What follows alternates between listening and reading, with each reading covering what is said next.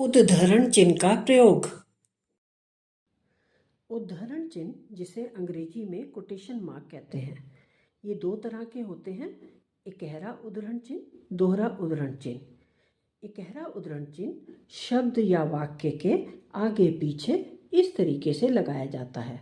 दोहरा उद्धरण चिन्ह शब्द या वाक्य के आगे पीछे इस तरीके से लगाया जाता है, यानी इकहरे में एक बार लगाया जाता है और दोहरे में दो बार चिन्ह ये लगाया जाता है। अब ये उद्धरण चिन्ह क्यों लगाए जाते हैं? वाक्य के कुछ खास शब्दों को अलग दिखाने के लिए या कुछ खास वाक्यों को अलग दिखाने के लिए उद्धरण चिन्ह का प्रयोग किया जाता है। सबसे पहले हम इकहरा उद्धरण चिन्ह देखते हैं, इसके बारे में जानकारी लेते हैं।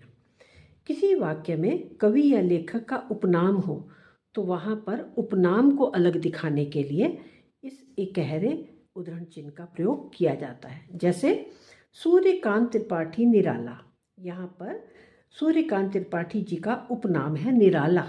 ये खास है, ये अलग है, इसको अलग दिखाने के लिए यहाँ पर इकहरे उद्धरण चिन्ह का प्रयोग किया गया है। दूसरा, पाठ का शीर्षक हो तो शीर्षक यानी हेडिंग को भी अलग दिखाने के लिए इकहरे उद्धरण चिन्ह का प्रयोग किया जाता है। जैसे पहला पाठ पढ़ो, जिसका शीर्षक है माँ। अब यहाँ पर माँ जो है पहले पाठ का नाम है, तो माँ शब्द जो है खास है, इसको अलग दिखाना है, इसलिए यहाँ पर इकहरे उद्धरण चिन्ह का प्रयोग किया गया है।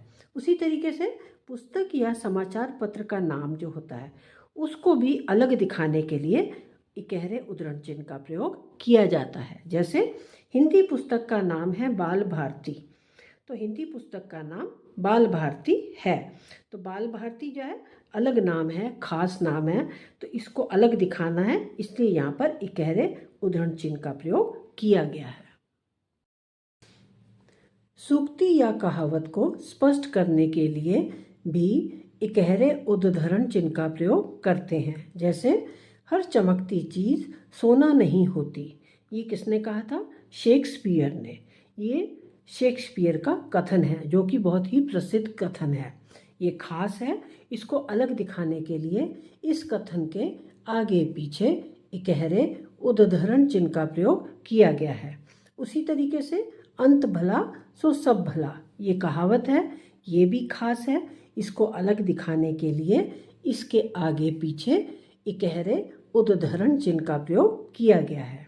इसके अलावा लेखक या किसी व्यक्ति के द्वारा बोले गए या लिखे गए वाक्य को जब वैसे का वैसा ही लिखते हैं, यानी उसमें कोई बदलाव नहीं करते हैं, तो उस वाक्य को अलग दिखाने के लिए दोहरे उद्धरण चिन्ह का प्रयोग करते हैं। जैसे बच्चा बोला मैंने शीशा नहीं तोड़ा।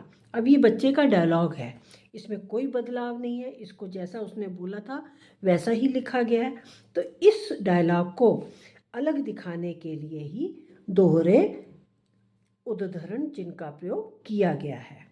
आशा करती हूँ आपको समझ में आ गया होगा। अगली नई जानकारी के साथ नए वीडियो में फिर से मिलेंगे। धन्यवाद।